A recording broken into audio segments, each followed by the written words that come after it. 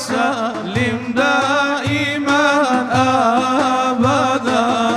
على حبيبك خير الخلق كلهم. حي على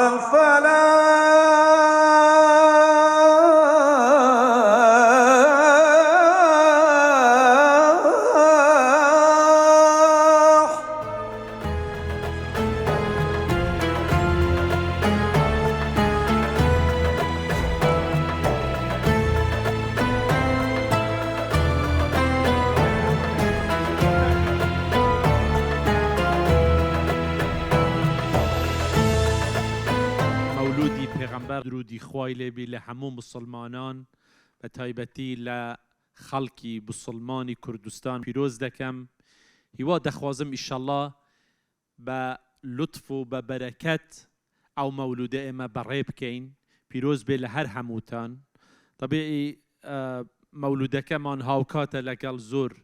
مش مشاکلی که خومان همانه هر لمسئله رواتب مسائل کمالایتی من ام فرصت جاری کی تردمه بلیم اما سپاسی یک به یکی خلقی کردستان دکین بو خوراگریان بو تحملیان بو صبریان و او تحملی که هیان بو بلام دلنیایان دکین و که ایشالله ام مشکلیش حل دبه و هیوادارین انشاءالله همو سال بخوشی و بسرکوتوی اما یکتر ببینین. طبیعی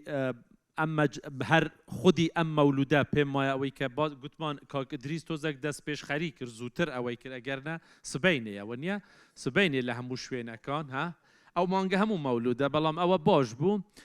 ایمش دعوتی او مان قبول کردو او روشمی مولوده اینجا ای و هموتان بخیر من جارک لکوبونویه کیش با جماعتم گوت بو رمضان تشریف یان هنا بگوتم ایشالله بو مولودیش اما یکتر دبینین او وعدشم پیدا بون او هاتین او خدمتان مولود لحموتان پیروز بی ایشالله بصحتی باش بخوشی بسرکوتو یکتر ببینین و کردستان ایشالله آودان بی من دلنیاتان دکم و حکومتی هریمی کردستان به همو شویه که و اولویتی یکمی او یک او کشه حل بکا و ایشالله اما هیوادارین او با ماوی کی زو او کشهش حل ببیو کردستان آودان بیتو ایشالله با پشتیوانی ایوه همو گلی کردستان ایشالله روزانی خوشتریش لپیش بانه و دیبینین و بخیر بین سرچام سرسرم زور بخیر بین. مولاي صلی و سلم دائما ابدا على حبيبك خير الخلق كلهم. برج صلاة